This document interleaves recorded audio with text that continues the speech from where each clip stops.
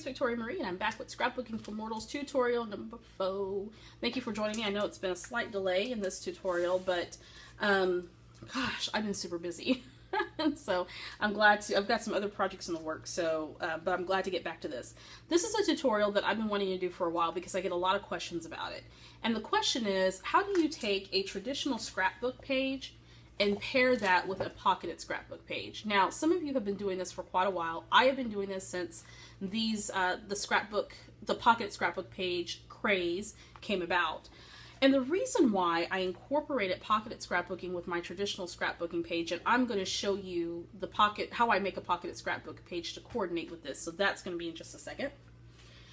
The reason why I use a pocketed scrapbooking page with my traditional scrapbook pages is because, one, I don't like traditional 2-page scrapbooking. I may have probably less than 5 pages that I've done that use a traditional scrapbook 2-page layout.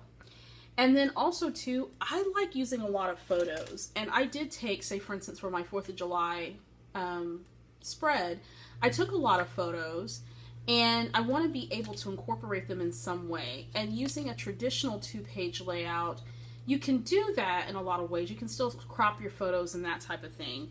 But I also don't want the fuss of trying to figure out how to coordinate the traditional layout with yet a second page. Do I use the same pattern papers? Do I use a different pattern paper? Do I extend the same embellishments, or do I find some that are coordinating? For some reason, that just seems cumbersome to me, and I just can't really explain why.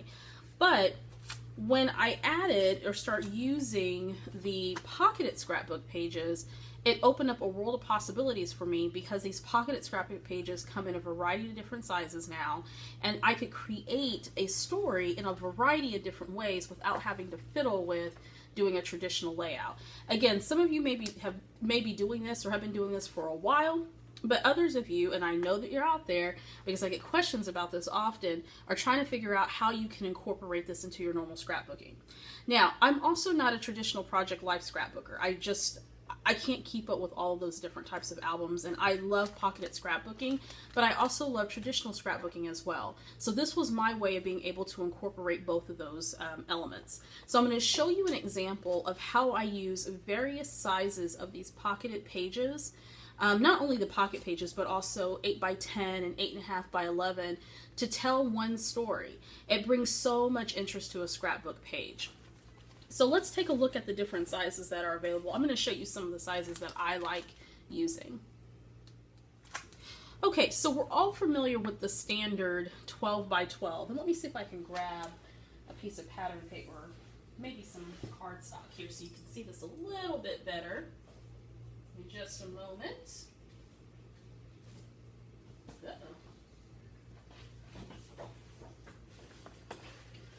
That was good planning on my part. So hopefully you can see this. So this pocket page has 4 of the 6x4 slots for 6x4 photos or journaling cards. And then it has 4 of the 3x4. And this one is actually a We Are Memory Keepers brand. Of course, there's lots of brands on the market.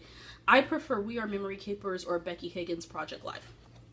So this is one style, and this was the original style that came out. Now you can also, in a different style, they have the well, this is the the horizontal, and then they also have the vertical pocketed page, so you can print your photos at 4x6 and then 4x3. Okay. Now, of course, for those who like doing the smaller albums, they have the smaller pocketed pages that are out. So this is an example of one from Becky Higgins. So you have the 2 3x4s and the 1 6x4 here at the bottom in various orientations. Newest on the market are the 6x12, which I absolutely love. And I'm going to try my hand at just doing a single pocketed layout, just using this. And I've seen a couple people do videos using the 6x12. You can get one that's just the sleeve, the long sleeve 6x12, or the ones that are divided. And this one is actually divided with the two 6x4s and then the 2 3x4s. That's not one. And of course, you can get these packs with various different orientations, and there's so much more on the market, so much more. But this is just an example. This again is from We Are Memory Keepers, and it shows you the different orientations that you get and this pack. So the design options are endless. Let me show you an example before we actually get to playing a bit. Let me move these out the way. Let me show you an example of how I've utilized pocketed scrapbooking in my albums. So this is my 2013 scrapbook album. And what I've done is I've taken some photos. This was the first year that we took family photos, and we did natural light photos, which are absolutely beautiful. And there were so many of these photos that I wanted to use, but again, I didn't want the trouble of having to design a 2-page spread. But I did want to incorporate one traditional layout, mainly because I wanted to focus on this photo of my family. So I created the traditional layout, and this is kind of sort of the leader or the header into the story that I want to tell. So I got my fix being able to do the traditional layout. And then I also got my fix for wanting to do a pocketed layout. So I just extended the story. I found some coordinating cards. I made my own. This was cut from a piece of pattern paper, and so was this. And I just melded the color story together. This was all from my stash to create this 2-page spread. Now, as you can see, I was able to use photos. I have a combination of both color and black and white, because these are how these photos were presented to us, and I absolutely love them. And then I was able to tell the story here as well. So I was able to create a 2-page spread using not only traditional layout, but the pocketed layout that I love so much. I love both of those very, very much. Then I continue the story on the back here, again with more photos and more of the cards that I pulled from my stash. I embellished a little bit, and so now when I look through this album, not only does it give my eye something interesting to look at, but I have the complete story here, and I didn't have to fuss or fiddle with trying to figure out how to coordinate a 2-page layout. Now, to that, I also experimented with adding other layouts and different sizes to this story. So I did an 8.5 by 11 spread, and I enlarged this photo and just added the title family. Family. I'm looking at my iPad while I'm doing this. And then did a little bit of stitching. And then on the back, I did the same thing with a little bit of embellishing here at the bottom. So not only do I have this pocketed layout, but I also incorporated a different size of layout as well to add a little bit of interest. And so this is going to go like that. And then I also had this 8 by 10 spread that I completed. And this size came with one of my Becky Higgins Project Life sets, page protectors, and you get a variety of different orientations from very small to the, I'm sorry, from 6 by 4 to the 8 by 10 and the 8.5 by 11, both in the vertical and the horizontal orientation. So this is another way to add a little bit more interest onto your page. And so again, this is a photo that I wanted to highlight. I didn't want anything obstructing that photo. And then the same on this one, this picture of my little girl's hand and my hand on top of hers. And so this all sits in my album like this. So if you were to come and look at my album, you see all of the different elevations here. It just really draws your eye in. I'm using these various different sizes as an alternative to a 2-page spread, but I've also gotten a lot more photos in there in different heights and dimensions and sizes, and I got my pocketed scrapbooking page in there, and I got my traditional page in there as well. Okay? Can you do this? You certainly can. So what I'm going to do is demonstrate how I'm going to create a pocketed layout to correspond with this traditional layout that I did to further tell that story of 4th of July this year. Now, to see the process video for this layout, the link is listed below in the description, so if you want to watch that first, that's great. If not, watch it later or whatever. But I am going to use this orientation pocket protector to expand that story, both the front and the back. So if you're wanting to play along, I'm not going to make a traditional layout in this because I've already done it. So if you want to watch the video, more than welcome to do that. If you already have a layout done and you're wanting to continue that story, then go ahead and pull out your pocketed page if you've got it. If you want to go ahead and create a traditional layout, or create your pocket layout first and then your traditional layout, doesn't matter. There's no rules to this. So if you want to play along, just grab your stuff, your photos, your embellishments, your paper, and whatever style of pocketed sleeve that you want to use, and we will get started.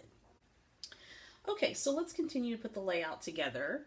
And so what I did was I went through some of my pocketed scrapbooking cards, and these cards come from the Scraptastic, I believe this was the July kit.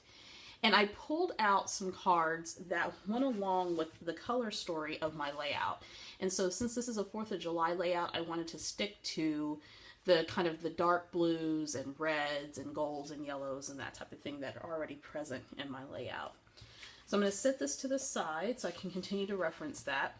Now, what I do with my Project Life style scrapbooking is I created this template, and I don't remember where I first saw this. This is not my original idea, but I saw it somewhere on a YouTube video where someone just took a regular 12 by 12 sheet of paper and basically drew the pockets so that it serves as a template for you to plan out your page. And this really helps me a lot, so I can kind of get an overview of what it is I'm trying to scrap and the story that I'm trying to tell. And so I have these same templates for the 6 by 12, so essentially it's just half of this, and then some other orientations that I use. So I can flip it and use the template for the photos that are on the vertical, and then also the photos that are on the horizontal, and the journaling cards. So I'm going to move one of these out the way. I'm going to work on the first page. Now this is going to end up being a back to front page. And so I'm going to go ahead, speed up the video, and walk you through this process. All right, so let's get started. I am, again, using my template, and I'm going to lay everything out. I printed out a whole bunch of photos in different sizes, which I love doing for Project Life. And what this does is it allows you to use more than your 4x6 photos, which can take up, only so much room, and you can only use so many of those 4x6 in the Project Life. But if you use some of the photo printing apps out there and editing apps, you can print off photos at various different sizes. You don't need like an Adobe Photoshop to do that. Now I'm trying to decide which photos are going to go where. So the photos I decided to use were, of course, I had to take a picture of the fabulous food that we make. My family knows how to throw down with barbecue. It's delicious. My uncle came from Oklahoma to smoke ribs for us, which we absolutely love. And then he brought his new wife and her granddaughters, and a bunch of our little cousins came over, and we set up the slip and slide, and our daughter, along with her cousins, had a blast. They were out there pretty much most of the day, and it was super hot, and we had to force them to come in and take water breaks. Then, of course, I had to get some goofy photos with me and my brother and my cousins and my niece. So I'm checking, I've laid everything out somewhat, and I'm checking that with the traditional layout. There we go. And I think I like how that looks, so I'm going to go ahead and start embellishing. I don't like to make pocketed scrapbooking very complicated. I pull a few of the things from the kit, and I think with this kit I combined it with my August kit as well. So it seems like I have a lot there, but I think these are 2 kits in one because the color stories are so similar. And this will force me to use up my stuff.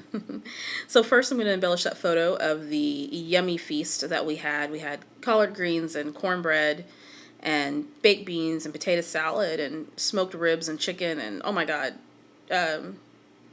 what else do we have? Hot dogs. We had everything. It was so good. So those die cuts there are from the October Afternoon Poolside collection. No, crate paper, sorry. The letters are Mini Market Alphas from October Afternoon, which I love, and I have so many of those. And the enamel dots are also from October Afternoon. That is from their summertime collection called Pop Drops. And there's stars, hearts, and enamel dots on those. Now I'm going to embellish this card with a photo of my niece, and we are making funny faces because we're just goofy. I take a label from an October Afternoon label sticker sheet, adhere the photo there. Again, I just like minimal embellishing on my pockets. And that die cut is again from the Poolside Collection by Crepe Paper. I'm going to trim that off. And I really am trying to use up little scraps as decorative elements on my layouts and my Project Lifestyle scrapbooking. So I take that little bit that I trimmed off and put that at the bottom, and that's going to serve as a base for this cork embellishment that's exclusive to the Scraptastic kit. Now, all of these cards that I'm using are exclusive to Scraptastic. They're a part of their This Life Noted kits, which is their pocketed scrapbooking kits.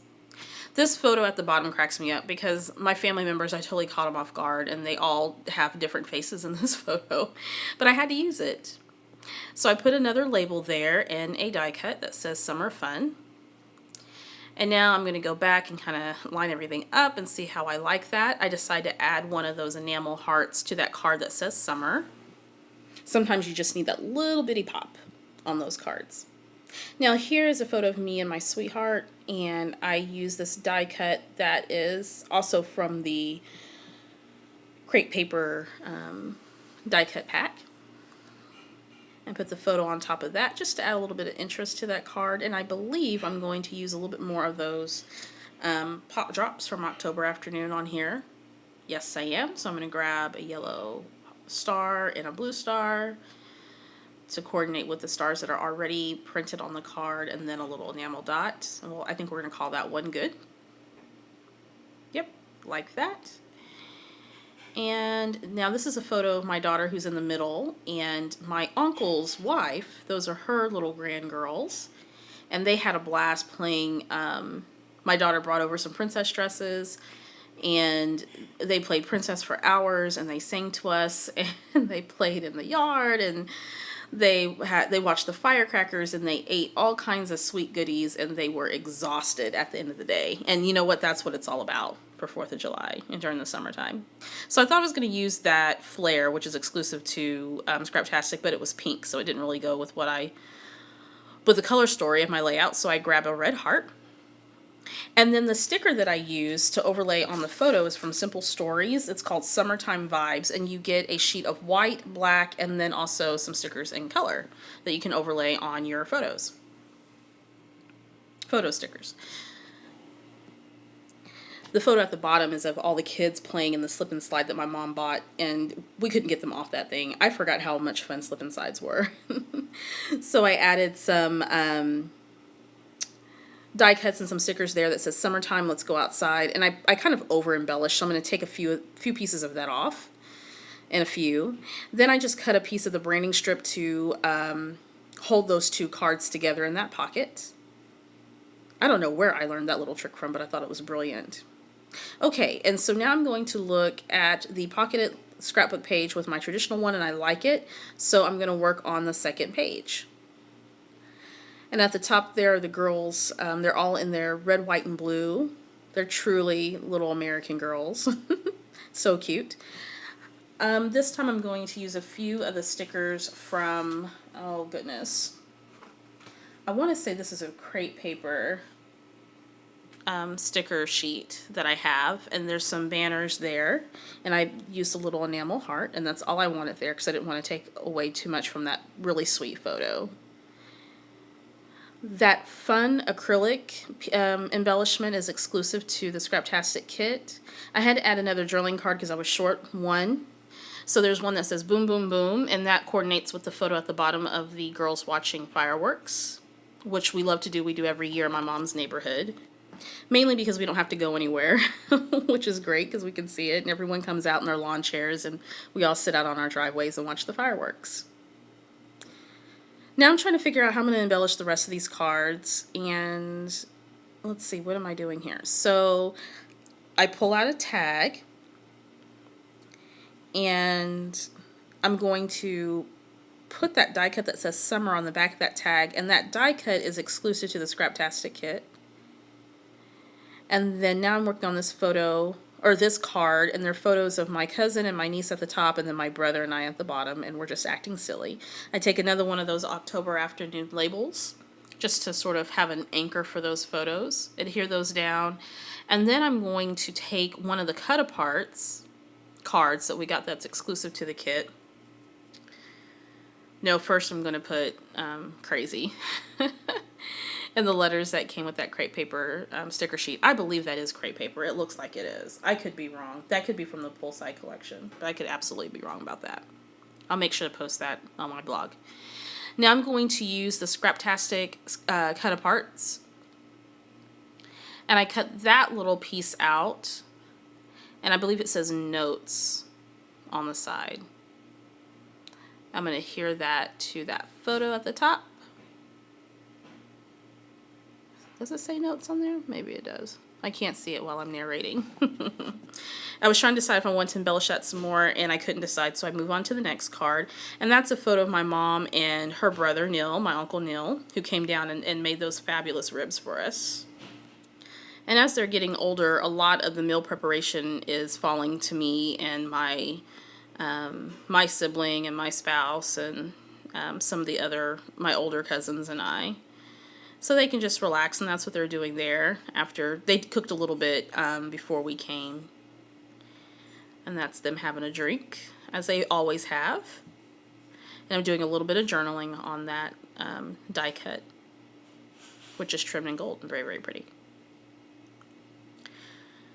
So as you can see, as I'm putting this all together, what I wanted to do and make sure that I did was pick out elements that had coordinating colors to the main scrapbook page or the traditional scrapbook page so that it all kind of flows together. I had a little bit of twine from my stash, and that's from American Crafts. And I think I cut it too short. I should have kept it at the length that it was, but I'm going to go ahead and trim it. I'm not going to be happy with it. I'm going to fiddle with it, and then eventually I'm just going to give it up. Let it be what it is. I add a few little enamel dots to that. Now I'm trying to figure out where I'm going to journal. But first, I wanted to embellish this card a little bit further. And that card has Lazy Days printed across the top and the bottom. And that acrylic die cut again, or that acrylic piece again, is from the Scraptastic kit. I was going to add a label. I ended up journaling on it with a pen that's not a quick dry pen, and so there's some smudging. So I took that off, and I added a little banner piece there at the bottom from the crepe paper sticker sheet that I have. Now I'm going to turn my attention to the card at the bottom, and I'm using this really cool Thickers set called Sunkissed.